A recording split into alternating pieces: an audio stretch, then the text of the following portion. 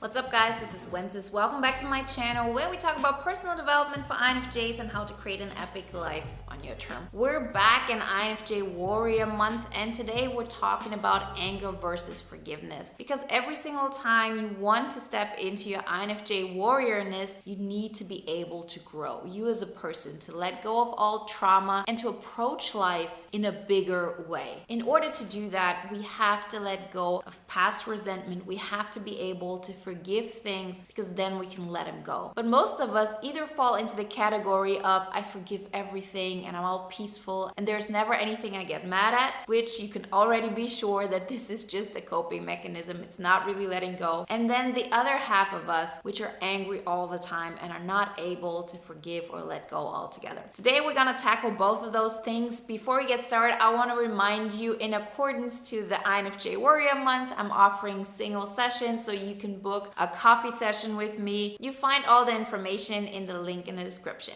So let's first start off with why forgiveness is so important. Forgiveness is not this esoteric thing that you need to do in order to feel calm, in order to feel peaceful, and then you approach life in a different way and you're all zen about it. That is, of course, part of it, but it really is something that we do for ourselves. No matter who has done anything to you, I don't care if it's one of your parents, if it's a past lover, if it's people who have used you, whatever it is, forgiveness is about you. It's about you being able to let go of something. And it's easier said than done because, as I said, so many of us feel like I never get angry. I understand where the other person is coming from. They're suffering. That is a typical INFJ thing because we're so able to grasp what the other person is going through. But because we can do this, we can never really move on because we're living in the state of mind of the other person. This is a typical coping mechanism. You can imagine this, for example, when you were a child and one of your parents was like this. Let's say they were narcissistic and they always demanded that the attention is on them.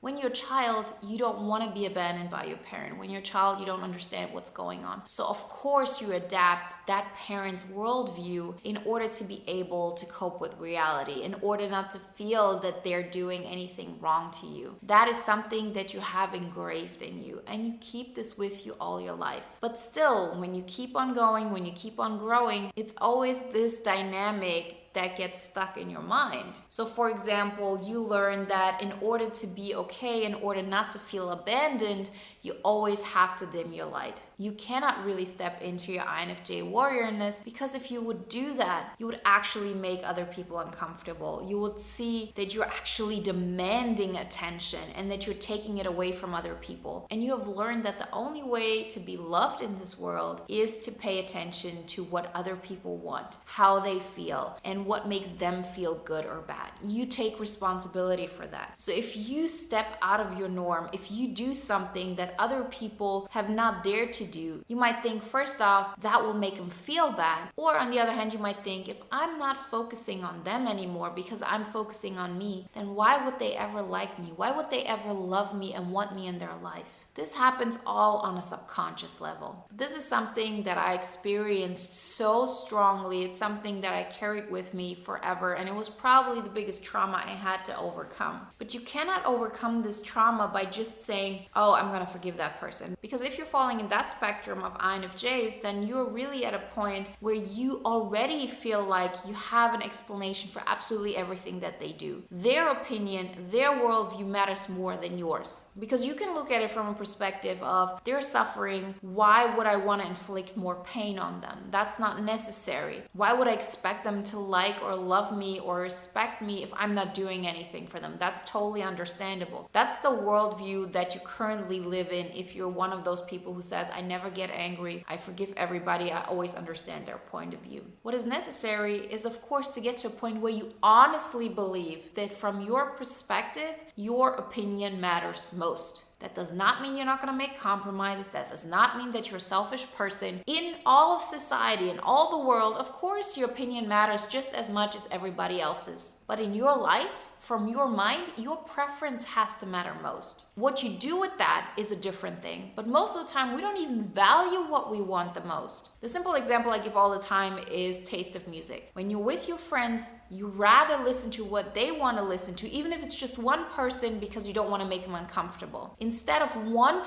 actively wanting to listen to what makes you happy. That's a discrepancy. And we want to get to a point where you want to listen to your music, where you prefer listening to your music, where it doesn't bother you if you listen to your music because they don't like it. You, of course, then can make a compromise and say, we listen to one of my songs and then we listen to one of your songs. No problem. But you're not focused anymore on the discomfort they're feeling. You're not aware of it, because it's not a necessity and it's always a payoff. You cannot be focusing more on you without focusing less on others. And you'll see this focusing less on others does not mean that you're becoming a worse friend or that you're abandoning other people. It's exactly the other way around. You actually attract people who benefit from the joy you spread out, from the things that you do. So how do you make that switch? How do you make that switch from seeing completely eye to eye with the other person, believing everything they want, and always forgiving them to a point where you really are all about you?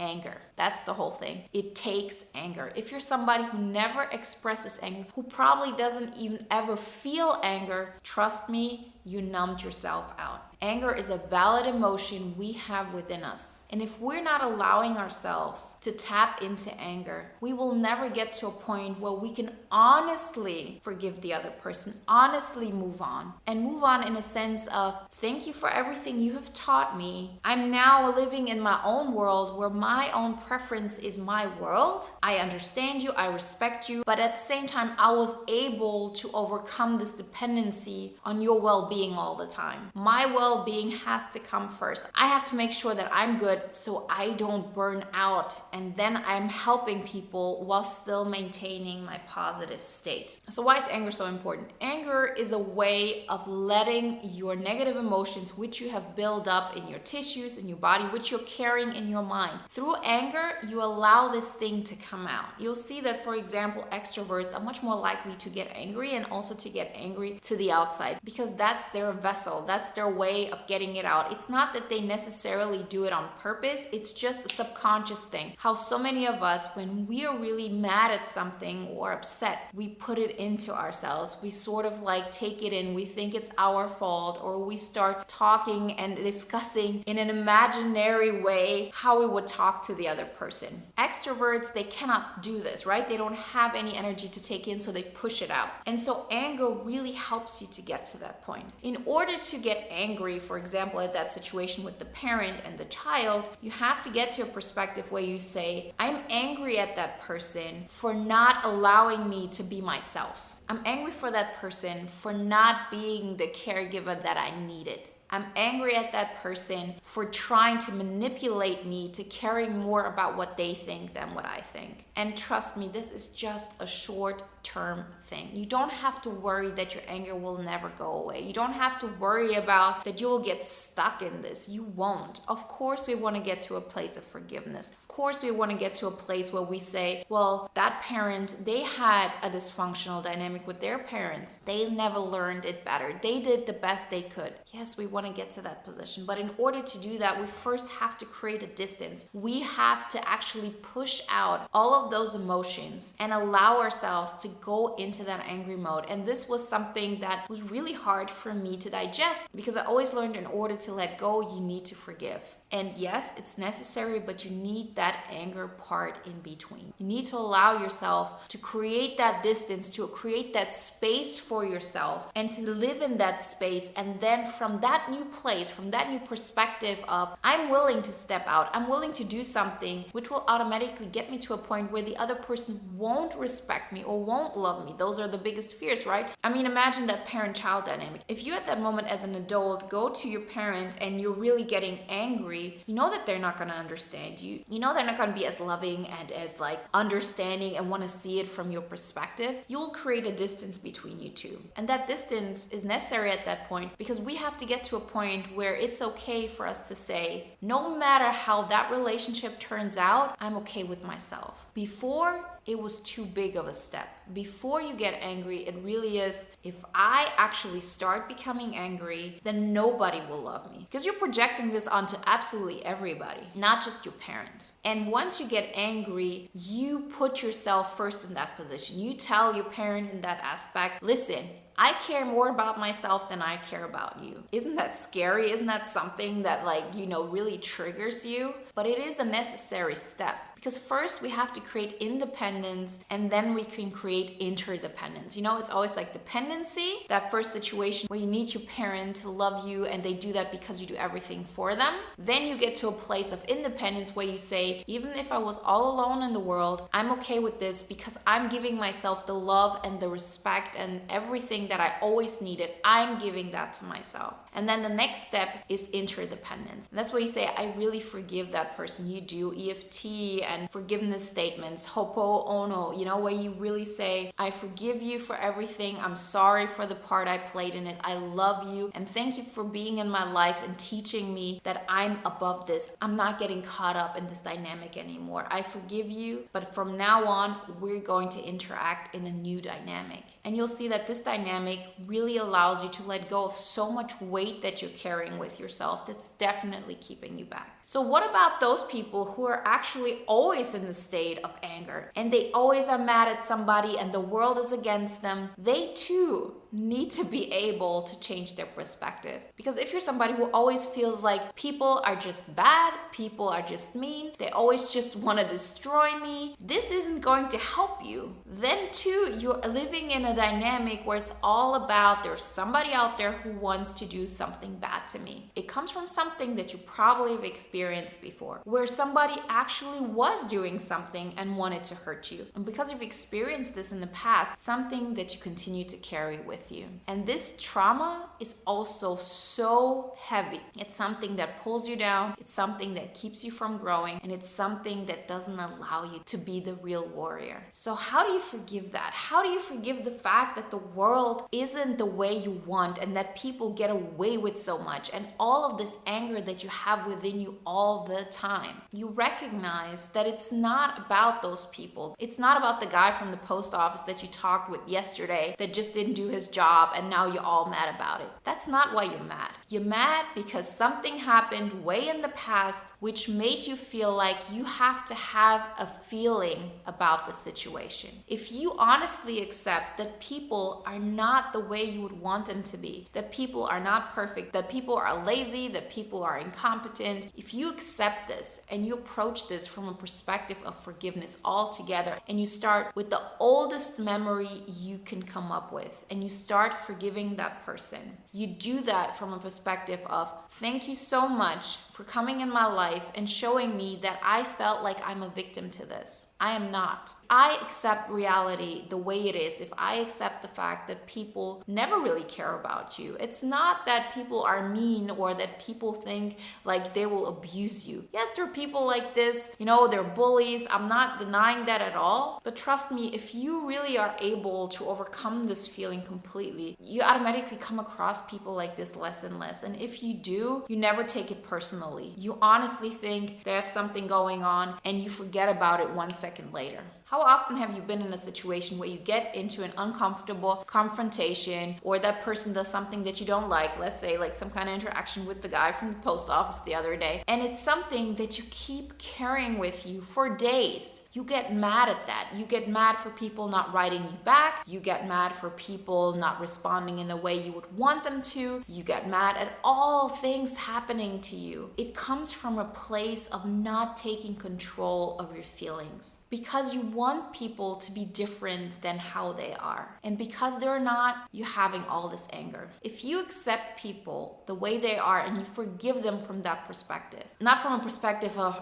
I'm really mad, but I forgive you for hurting me and for wanting me to do bad, but to go from a perspective of that person did the best of their capacity, even if it means that that capacity is being lazy, that's who they are. That does not mean that I have to be affected by this. I accept this. I assume this. I know that this is going to happen from time to time at least, and so therefore I'm willing to forgive. I had a video on forgiveness. You can definitely watch this if you want to know more about the ritual of Ho'oponopono. So it's pretty much saying, I forgive you, I'm sorry, I love you, and thank you. For example, let's say you have that situation with the guy from the post office that you really say, I forgive you for not being able to react in a way that would satisfy me. I'm sorry to you and to myself that I even made this mean anything. This took maybe 5 minutes out of my day. Why should I have spent, the rest of it all, like the 20 hours or 12 hours or how long, to think and get mad at this? I'm not mad at this guy. I'm mad because something in the past I experienced to be helpless. Now I'm an adult, I'm not helpless anymore. I know that people like this exist, but this is not the place where this person actually has an effect on my life. I will not care about any of this in 5 years. This will not have an effect on my life in 5 years. And so I love you. I love you being the lazy person that you are. I love that you exist, and I'm thankful for this because through that experience I had one more chance to really forgive and let go. Because it's not about the guy from the post office. It's also not about your relationship with your parent. It's about you becoming the next bigger version of yourself. And things like this are holding you back, because if you have this experience with this guy from the post office, then this is not a one-time thing. This is something you experience over and over again, and what you're actually doing is you're repeating a trauma because you haven't been able to let go and forgive the person who did this to you back in the day when you really were in a position of not being able to handle it yourself. Now you can, so let's do this. So it doesn't matter what camp you fall in. If you're the person who never gets angry or the person who always gets angry, both of those things need to be managed. You need to allow yourself to be angry. You need to allow yourself to not be rational, to let it just out a little bit, and then to get from a perspective of, okay, now that I've created space for myself, now that I've created peace for myself a little bit, I will have the intent to forgive. And don't worry if it doesn't work out right away. The intention helps. You do this 4 or 5 times. By the 6th time, you're going to feel a difference. I really hope that inspired you, because it's really not just about that one person. It's really about who you want to become, what you want to achieve in life, and living that INFJ epic life and being the INFJ warrior that you know you can be. Remember, if you want to take the next step in creating your INFJ epic life and you want to work with me privately, then book a coffee session with me. The link is in the description. Just for this month only, I'm offering single sessions, so take advantage of that. And if you want to watch another video now that is in line with today's topic, then watch the video on INFJ being cold-hearted and brutal. Like always, guys, I wish you a wonderful day, a great week, and I talk to you next time.